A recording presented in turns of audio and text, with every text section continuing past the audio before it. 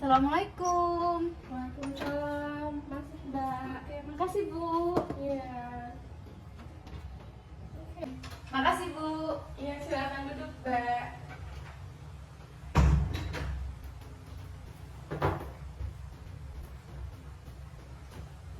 Selamat pagi, Reva. Apa kabar? Alhamdulillah baik Ibu. Selamat pagi juga.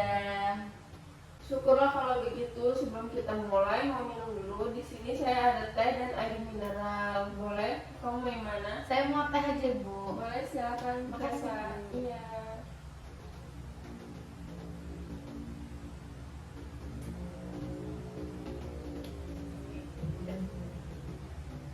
Reva, terima kasih sudah datang ke sesi konseling ini. Sebelum kita mulai, izinkan saya memperkenalkan diri. Saya Aulia Nurusyafna, konselor karir di sini. Sesi kita ini berlangsung selama 30 menit dan tujuannya adalah membantu kamu memahami apa yang sedang kamu pikirkan dan mencari solusi untuk masalah dan atau kebingunganmu. Saya juga ingin menjelaskan beberapa asas konseling supaya kamu merasa nyaman. Yang pertama, ada asas kerahasiaan. Apapun yang kamu ceritakan di sini, saya akan jaga kerahasiaannya. Jadi kamu tidak perlu merasa khawatir. Cerita ini akan keluar tanpa persetujuanmu. Yang kedua, ada asas keterbukaan. Saya mengundang kamu untuk cerita secara jujur dan apa adanya, tidak perlu merasa takut atau dihakimi, karena saya di sini untuk mendengarkan dan mendukung. Yang ketiga, ada asas kesukaraan. Kamu ada di sini atas pilihanmu sendiri, dan kita akan bekerja sama dengan santai tanpa paksaan. Yang keempat, ada asas individualis. Kita akan fokus pada situasi unik yang kamu hadapi tanpa membandingkan dengan orang lain. Bagaimana Reva, sudah jelas? Apa ada yang ingin ditanyakan? Iya Bu, sudah cukup, sangat jelas. Saya malah merasa lebih tenang Bu, karena apa yang saya ceritakan akan aman di sini. Bagus kalau begitu. Kamu sudah nyaman? Mari kita mulai. Kamu bisa ceritakan apa yang menjadi fokus atau kekhawatiranmu saat ini. Jadi begini Bu, saya kan sekarang semester akhir nih di BK. Sebentar lagi saya juga akan lulus, tapi saya masih bingung Bu, setelah lulus ini saya mau ngapain? Oke Reva, kalau boleh tahu apa yang membuat kamu merasa bingung ya? Jadi gini Bu, selama kuliah saya itu nggak aktif ikut organisasi. Saya itu termasuk bisa dibilang sebagai mahasiswa kupu-kupu.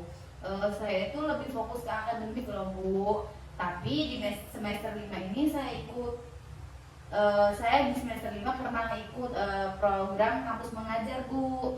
Nah itu menurut saya suatu pengalaman yang sangat besar selama saya kuliah. Saya suka sih, tapi saya nggak tahu apakah pengalaman itu cukup untuk mencari kerja atau bahkan kalau mau lanjut S2 Bu.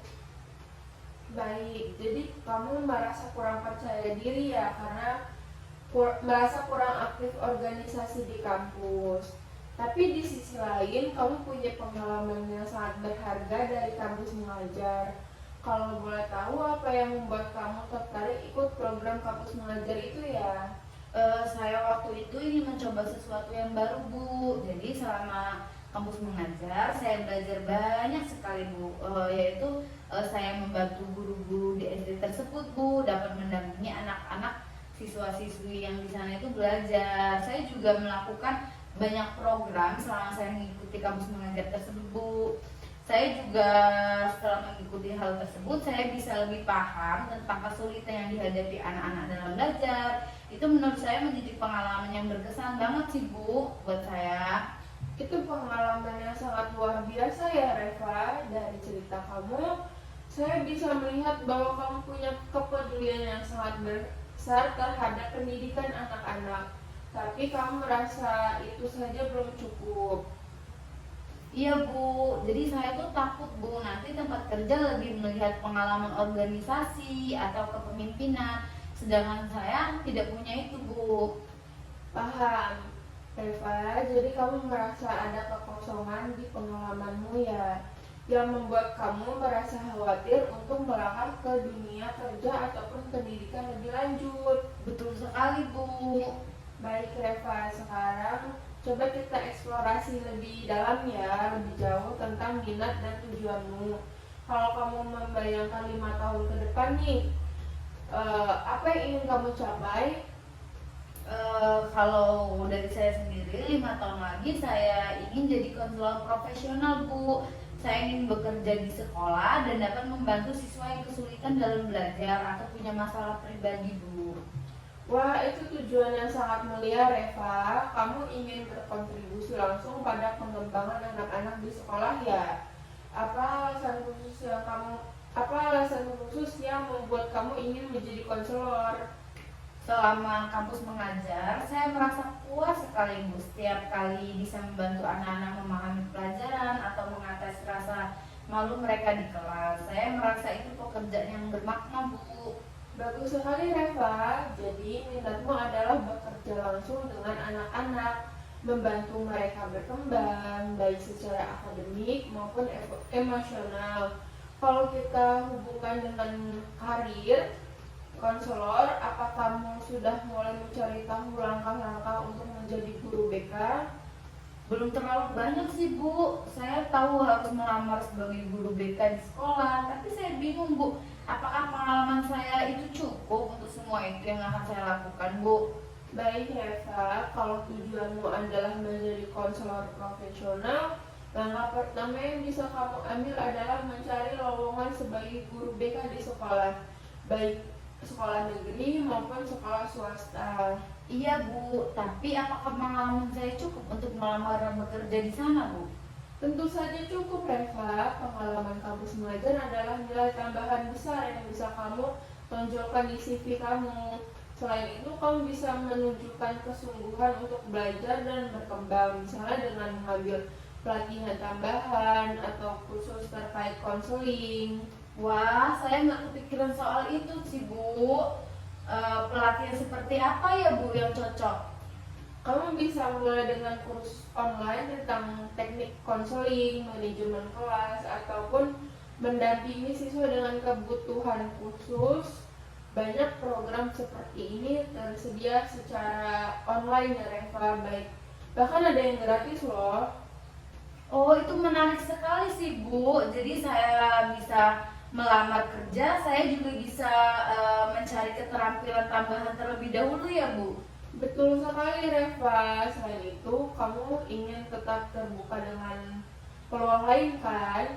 Kamu juga bisa melamar sebagai posisi di lembaga bimbingan belajar ataupun sebagai pendamping pendidikan. Itu bisa menjadi batu loncatan yang sangat baik Reva. Baik Bu, berarti saya akan fokus. Jadi fokus saya sekarang itu adalah untuk melamar kerja sambil menambah keterampilan lewat pelatihan gitu ya Bu. Iya benar banget Reva, kamu bisa melamar kerja sambil menambah keterampilan lewat pelatihan gitu. Terus untuk ibu ada beberapa referensi nih Reva berdasarkan diskusi kita. Langkah pertama yang kamu ambil, yang bisa kamu ambil adalah yang pertama menyusun CV dengan menonjolkan pengalaman kampus mengajar kamu itu, dan yang kedua melamar pekerjaan sebagai guru BK ataupun posisi lain di bidang pendidikan. Yang ketiga, kamu bisa mengikuti pelatihan tambahan untuk memperkuat keterampilan konseling kamu. Bagaimana menurut kamu Reva? Iya sih Bu, benar sekali. Saya merasa ini rencana yang realistis dan sesuai dengan tujuan saya. Karena saya juga tidak, yang saya bilang tadi, saya tidak mempunyai pengalaman organisasi. Mungkin benar saya dapat menonjolkan CV saya, yaitu pengalaman saya pernah mengikuti kampus mengajar begitu Bu.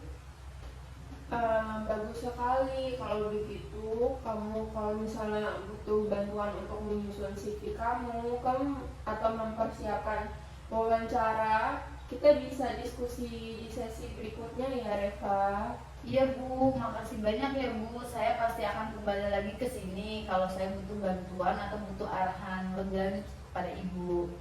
Sama-sama Reva, saya senang bisa membantu kamu. Ingat, setiap langkah kecil yang kamu ambil adalah kemajuan. Jangan ragu untuk kembali atau ada hal yang ingin dibahas lagi ya Reva.